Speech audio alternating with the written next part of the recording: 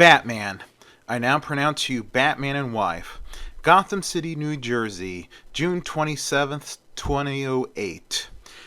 A pale, swirling shroud covers the city, and the silence seems to breathe. Here in this shattered building, two men struggle, one blindly obeying the other, struggling to prevent a monstrous crime. Even as the Batman pits his muscle against the gargantuan foe, the image of a lovely woman hovers in his mind's eye, the daughter of his enemy, his wife, and he hears the words spoken only hours earlier. The moon is full, and the city is sweltering. It is the hottest night of the year in Gotham City, and the streets are thronged. Ain't that Clint Eastwood? Nah, to you all handsome guys are Clint Eastwood, says two women and a large group of women that are walking down the sweltering city streets. One of the women in the group squints her eyes to try to get a good look at the man that their friend saw it was Clint Eastwood. As she got a good look, she says to them, "No, it's Bruce Wayne. But who cares? Let's get a drink," said the woman, and the women walk off to the nearest bar they found. Meanwhile, Bruce was noticing a man working on a light pole in front of the Gotham City Metropolitan Bank. Bruce Wayne said in his mind, "Brother, I'd almost forgotten how boring the life of a billionaire playboy can be. Strutting around like an idiot peacock. Thank the powers that be, I have another identity. And what I'm seeing may cue my exit." As Bruce Wayne says that, he goes to look for a quiet place where he can change into his alter ego, the Batman. And he finds that place, an alleyway. He rounds to the alleyway and says in his mind, "Let the Batman take over." He then begins to quickly change into his Bat costume, and he says in his mind, "Here he comes. No sense in transacting our business in public. The nice people can watch CSI for their dose of crime action." Then as the man that was working on the light pole was getting nearer to where Batman was hiding in the back alley, Batman reaches out and pulls the guy into the alley. Batman throws him against the wall of the building, and the man says to Batman, The Batman!" And then Batman says to him, "You look worried, snazzy, guilty conscience." And the man says, "You think I'm scared of you? Not a bit. I bet you always shiver in 100-degree heat." Then the man proceeded to throw the streetlight cover at Batman. The streetlight cover breaks on Batman's body, but it did not faze him, and he says to the man, "That's one." Then the man tries to punch Batman, but Batman blocked the punch and says to him, "That's two." Then the man went for a third punch that Batman, of course, blocked, and he says to him, "That's three, and you're out." And Batman proceeded to wallop the man. After he was finished, he grabs the man by the shirt collar and says to him, "Or you will be, unless you tell me what you were doing in front of the bank." And the man says to Batman, "We're working, changing the light." And then Batman says to the man, "I'd like to believe you, but you haven't done honest labor since your last stint making license plates in state prison. Give me the straight, or you'll become a permanent part of the wall." Then the man says, "Okay." And then he goes on to explain to Batman, "A couple of big bills arrive at my mail drop. See? A note. It says I'm to change the lights on this block and case the bank. Week after next, I'm to report to somebody who's gonna get in touch," says the man to Batman. And Batman says, "I'm curious. Where did you get the bulbs for the..." Then Batman was interrupted mid-sentence by the bright light shining in his face from a police flashlight and two police officers over at the entryway of the alley asking, "Any trouble here?" And then Batman answers the police officers, "Not much. You can book Snazzy for illegal use of city property and question him about a forthcoming bank robbery." Then one of the cops says to Batman, "Stay off my beat, Batman. Us professionals keep the peace here." While his partner says, "Gosh, the Guardian of Gotham, would you sign my ticket book?" while the senior officer says, "You want amateur's autograph? You're not suited to a police career, rookie. Your attitude smells." Then the rookie cop says, "Sorry, Sarge, it's just that he's been my idol for years, and he's the greatest crime fighter who ever lived." And the sergeant says, "Quiet, just put the cuffs on this monkey." Thus, the Batman's question goes unanswered, and so a tragedy begins to form. Exactly a quarter of an hour later, at the Bat Bunker beneath the Wayne Foundation building, Batman calls out for Alfred. Alfred! But there was no answer. But unbeknownst to Batman, Alfred was in a corner in the Bat Bunker, hidden, bound and gagged. And Batman says in his mind, "He's not around. Wasn't up in the penthouse either. Don't like him to leave without letting me know." And then he says in his mind, "My muscles feel like a sailor's manual of knots." And he keeps saying in his mind, and that little workout was snazzy, didn't do anything. So Batman takes off his cape and cowl and begins to work out. He still had part of the suit on. As he was doing that, he says further in his mind, "Got to unthink me. Even a Batman needs a bit of sweat once in a while." Then he walks over to the punching bag in the far corner of the bunker and says in his mind, "I'll put in a few minutes with the bag," as he puts his gauntlet and gloves back on. And then he says in his mind again, "Then a few hours in the lab with that rare Etruscan poison." And then Batman begins to punch the punching bag.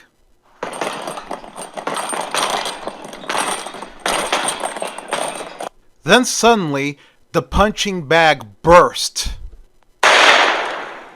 After the burst, then came out of the busted bag a big cloud of green gas. Within seconds, the Bat Bunker is filled with the green gas, and Batman suddenly was without strength. It drained from his limbs, and his breath is like a lump in his chest. Dimly, he senses the presence of the enemies, and tries to defend himself in vain. As he plunges into a chasm of darkness, he hears a familiar voice, distant and echoing, "Do not harm him.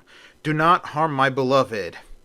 As suddenly, the gas was cleared, and several men were in the bunker, all armed, and a young black woman was there, in a red dress. The men quickly pick up the unconscious Bruce Wayne and haul him away, while the young black woman takes his cape and cowl and follows closely behind them. What seemed like a long forever sleep was starting to go away as Batman was starting to see clouded yellow visions of a familiar face and a voice firm and dignified as a mountain coming from that face. "By the power invested in me, I now pronounce you husband and wife." Within moments, the entire yellow fog cleared, and Batman saw a familiar face looking at him. It was none other than his deadly nemesis, Ra's al Ghul. And then Ra's al Ghul says to Batman, "Congratulations, detective. You are the husband of the loveliest of women, my daughter Talia." And Batman says, Ra's al Ghul? and Batman continues to say, I don't remember saying I do. Talia, still wearing her red miniskirt, puts her arms around Batman and hugs him tightly. And Ra's al Ghul says to Batman, "Not necessary. In my nation, the consent of the female and her father are sufficient for marriage." Then he says, "The wedding feast awaits." Then Ra's al Ghul says to Batman, "Meet your guests. My aide, Lurk." Batman looks at Lurk. Lurk was a very big white man, completely bald, and he was built like a truck. Batman knew trying to take this guy head on in a fight would be disastrous. Then Ra's al Ghul goes on with the introduction, and this is my associate, Professor Vasco Mark Witch. And the professor says to Batman, "I am charmed to meet you." Vasco Mark Witch was a middle-aged man, average height, was blonde thin hair, blue eyes, and thick glasses on. And then Batman says to the professor, The famous Mark Witch, who vanished from the Moscow Institute. The Russian government was quite upset. And the professor says to Batman, I could not refuse Ra's al Ghul's offer. And then Talia al Ghul, with her arms still wrapped around Batman, asks him, have you nothing to say to me, beloved husband? And Batman says to Talia, Frankly, I am stunned to have my greatest enemy as a father-in-law and you as my bride. After all the times we fought, it takes the wind out of my sails. And Talia says to Batman, but you are lovely, and a part of me has always hoped we can be husband and wife. And then Batman asks Ra's al Ghul, Are we still in Gotham? and Ra's al Ghul says, no, the wedding would not be legal in the United States. We are at sea, aboard a large tanker I own, says Ra's al Ghul. And then he opens the door to the dining hall and steps outside and says, you undoubtedly wish to be alone. I put my personal cabin suite at your disposal, he says to Batman. And as Batman steps out with his new wife, he says, you should require anything, you may ring. The two newlyweds were guided to Ra's al Ghul's cabin, and as soon as they entered, Ra's al Ghul closed the door and locked it. Soon, outside the cabin, Lurk was looking through the porthole window as Ra's al Ghul was calling for him. Lurk! Lurk pulls away from the porthole window, and Ra's al Ghul punches him in the face, saying angrily, have you no shame, no honor, Lurk? You are a pig. And Lurk answers back to Ra's al Ghul, I do not trust the Batman. And Ra's al Ghul says to him, no matter, I guaranteed them privacy. Meanwhile, inside the cabin, Talia was undressing, getting ready for the usual things that happen during a honeymoon. And she says to Batman, it is true, you know, there is no man your equal. Therefore, you are the only man I can love, she says to him. And Batman says to her, I didn't lie either. You're everything I could possibly want in a woman. Beautiful, intelligent, loyal. If I were anyone else, I'd cherish you for the rest of my life, but I can't consider our marriage real. I have a mission, and you'd keep me from doing what I must, so... And then Batman says to Talia, Forgive me, Talia, please forgive me. Then Batman surprises Talia with a left hook. And soon, the naked Talia falls onto the floor unconscious. Batman grabs the bed covers and covers her up, and then he says to himself in his mind, my utility belt has been emptied, but I was expecting that. Then Batman reaches in for his left boot and says in his mind, so I liberated this fork from the banquet table. It'll serve as a pick lock, and Batman began picking the lock of the cabin. Soon Batman opens the door, and there were two armed guards by the railing, and the blonde one with the red baseball cap screams, "Da Batman, how you get open the door?" And Batman quickly wallops him with a left hook. And then he goes after the other guard, and then he could hear a familiar voice screaming, "I know you not for be trusted." And Batman looks, and it was Lurk coming at him like a raging bull, and Batman says, I don't have time for usual game work. and then Batman throws the guard that he was attacking at Lurk, and he says, You can play with your buddy instead. and Batman goes off running in the opposite direction as Lurk quickly pushes away the unconscious guard from on top of him, and Batman says in his mind, the alarm will sound any second. I'll have a horde of Ra's fun-loving employees to contend with. I have two choices. I can go into the dark waters, or I can go up that chopper. As Batman was running, Lurk grabs the unconscious guard's AK-47 and begins to shoot at him. Of course, the bullet misses Batman and hits the lifeboat that was next to him. Batman says in his mind, another difficulty. Lurk's found himself a weapon. Fortunately, he's more at home with a bear hug than a machine gun. And Batman runs up the metal stairs. He reaches the landing platform of the tanker and sees the helicopter, and he says in his mind, still, he might get lucky, or I might get unlucky. I'd better leave this tub soonest. And then Batman runs towards the pilot that was standing next to the helicopter, and the pilot screams at Batman, "Hey, nobody's allowed near the aircraft! Master Al Ghul's orders!" Suddenly, Batman kicks the pilot in the face, knocking him out cold. And Batman says to the unconscious pilot, I'll take full responsibility. Batman quickly gets into the helicopter, looks at the controls, and says in his mind, "I never flown one like this with a pontoon for landing skids, but the controls seem standard enough." And then he says in his mind as he was doing the startup process, switch on the ignition, advance the spark, then the helicopter starts up.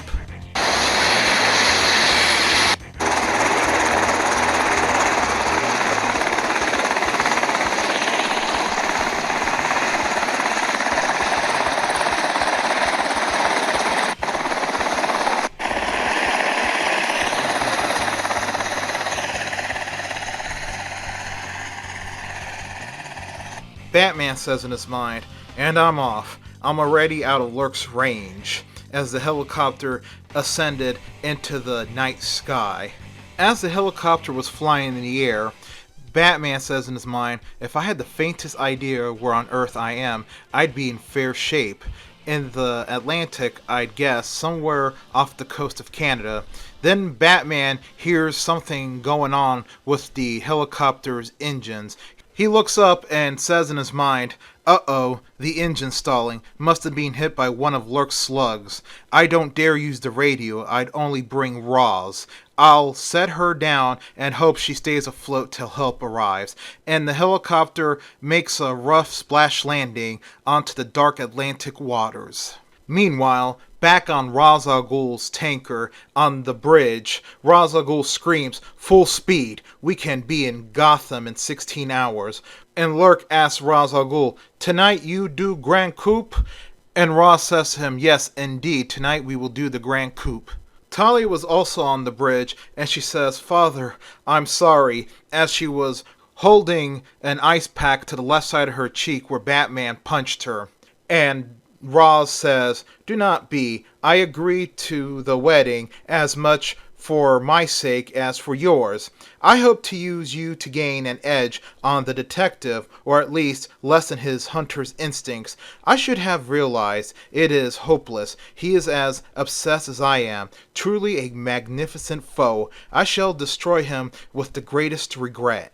Meanwhile, back in Gotham City, it was 10:45 at night, and it was 102 degrees according to the digital thermometer outside the Gotham Central Terminal. And also, the city streets were covered in a pea-green fog. The two officers that Batman saw earlier in the evening were walking their beat down the sidewalk, and the rookie says, "Sure is foggy, real odd for June." And the Sarge says, "Who cares about that? About anything," as he was wiping the sweat from his brow. By 11 o'clock, the streets are totally filled with swirling mists. The people move like sleepwalking shadows. Traffic slows to a creep, and at station WDON, disc jockey Barry Dark mumbles, "Listen, cats and chicks, Uncle Barry's not up to yakking. Save your breath. The instruments show our signals is not broadcasting," says one of the techs at the station who was monitoring the broadcast signal. And another man says there, "We're not receiving anything either." And high above Gotham City, a 747 was high overhead, flying over the city, and the co-pilot says, "The entire area is jammed. Radio, radar, TV, nothing's getting in or out." And then the pilot says, "We're diverting to Philadelphia." At midnight, the city is a vast graveyard, devoid of activity except on 47th Street, known as Diamond's Row. "Your plan works excellently," says the professor to Ra's al Ghul, and Ra's al Ghul says to him, "Yes, Professor Markowitz, the ionized gas from the streetlight covers I installed accomplishes two things. Its electrical charge prevents any communication with the outside world, and the drug in it makes the citizens confused and sleepy. Shortly, we will have what you require," says Ra's al Ghul to the professor.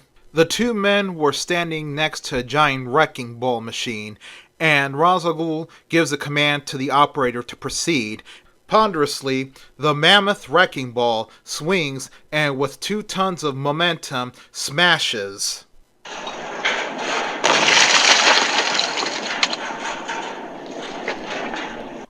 As the smashed wall falls to pieces, a sign revealing what it was fell to the ground. It was the King's Row International Diamond Exchange, and it was an old-fashioned diamond exchange robbery being committed by the Demon's Head himself. But the wrecking ball hitting the wall did not go unnoticed. The 2 cops that Batman encountered earlier were walking their beat around the corner like zombies in a haze, and the rookie says, "You hear that noise, Sarge?" And the Sarge says, "Maybe. Let somebody else worry about it. I'm tired." Within 15 minutes, 2 of Ra's al Ghul's futuristic-looking hovercraft vehicles come flying in and landing near the Diamond Exchange. And he screams, "Precisely on schedule. The buildings are demolished and their vaults laid bare. Position the lasers." One of the hovercraft vehicles had a powerful cutting laser on the roof, and it fires the laser. The high-intensity beam cuts the steel effortlessly.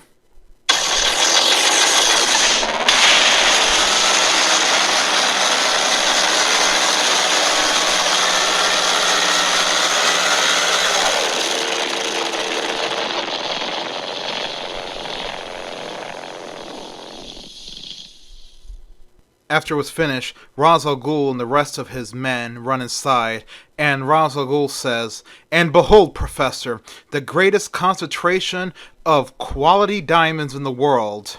The professor looks at the drawers full of diamonds and says, "My work is advanced by years. I am so grateful." And then Ra's says, "Do not be. Your goals are mine." And then one of Raz's men screams, "Leader!" Ra's turns around to see what the man was screaming about, and the man says, "Someone is moving on the crane, heading straight at us." And then another man screams, "The Batman!" And Batman leaps from the crane, and he attacks Ra's al Ghul's men. Batman had on a gas mask to protect him from the sleeping gas that blanketed the entire city. As Batman was beating up Raz's men, he was saying in his mind, "These types may not fight well, but they will fight." And he says in his mind again, "As scared as they are of me, they are more afraid of Raz." Then Lurk says to Ra's al Ghul as he was watching Batman attack the men, "I hit Batman." And Ra's says to Lurk, "No, help load the diamonds."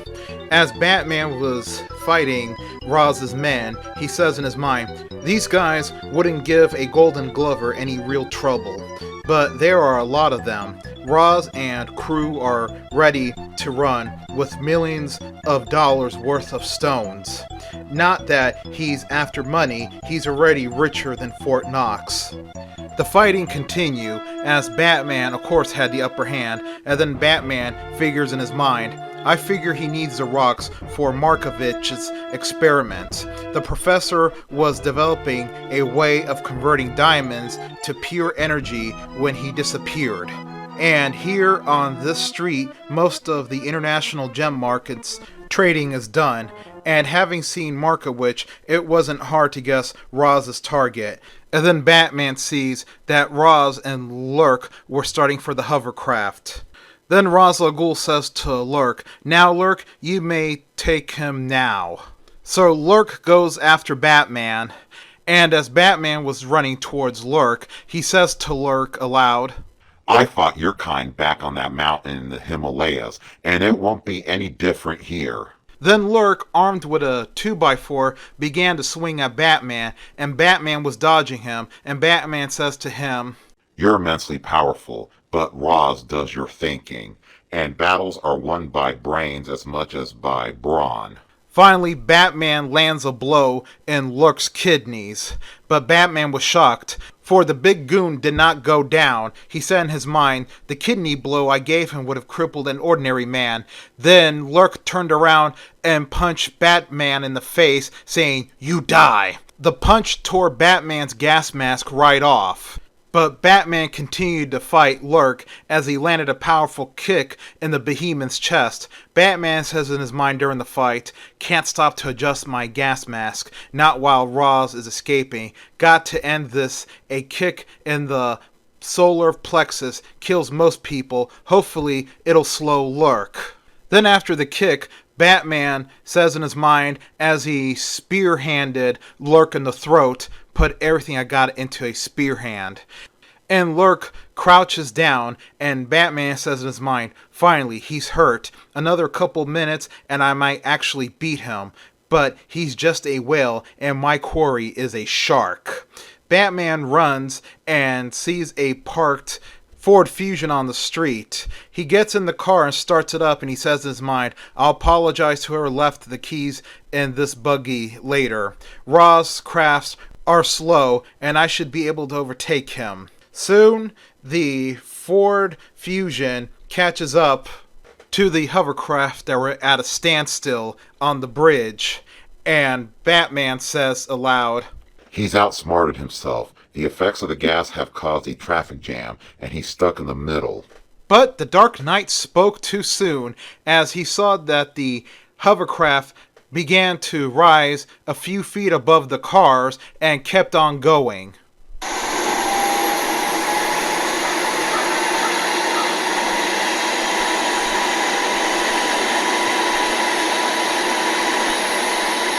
Batman says in his mind, No, I'm outsmarted. The traffic jam was part of his plan. The hovercrafts are going above it, riding on an air cushion.